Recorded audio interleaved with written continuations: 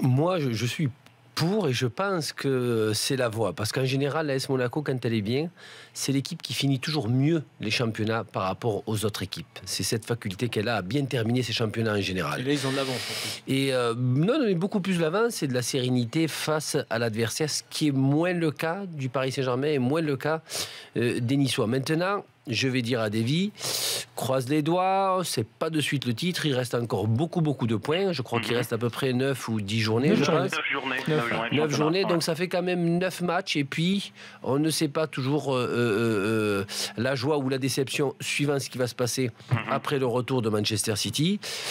Comment peut exploser un groupe ou pas du tout. Mais pour l'instant, on sent un bon équilibre. Tout se passe très bien dans cette équipe, dans le club aussi, il faut le dire. Les dirigeants, il n'y a pas de problème entre les dirigeants et la principauté de Monaco, ce qui était le cas à peu près il y a 2 ans. Donc tout se passe bien à l'AS Monaco et j'espère que ça va continuer comme le dénote cette victoire contre Bordeaux, parce qu'en général contre Bordeaux c'est toujours très dur. Ça faisait longtemps qu'ils avaient gagné. Exactement.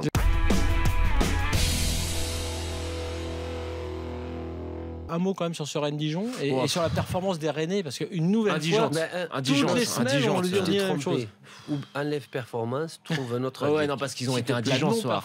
La première mi-temps, mais c'était catastrophique. On continue d'avoir une équipe insipide, sans saveur, inintéressante à suivre. Et ça me fait mal au cœur de le dire, parce que je suis un très grand fan de Christian Gourcuff. Mais là, ça commence, la saison, elle doit être longue pour les supporters rennais.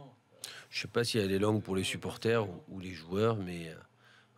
non, c'est toujours pas évident pour un club, une équipe, d'avoir un non-objectif quand tu joues. Ils sont en roue libre. Quand tu as le maintien, tu as l'objectif du maintien, tu te défonces, tu es content après un match nul à l'extérieur, après une victoire, ça fait du bien.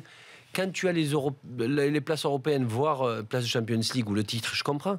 Mais cette équipe de Rennes, est-ce qu'elle a vraiment des objectifs ou c'est juste pour jouer en Ligue 1 et avoir la meilleure place? Je sais pas, mais arrive un moment... C'est de l'argent, Ali. Hein. Non, mais ça se ressent. Ouais, ça se ressent. Mais oui, chaque classement, c'est de l'argent.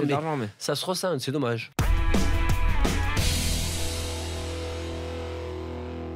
Alors moi, ce que j'apprécie du côté nantais, c'est que bon, la qualité de jeu, on va repasser, on va attendre l'année prochaine. Mais ce qui est génial, c'est cette abnégation dont fait preuve l'équipe.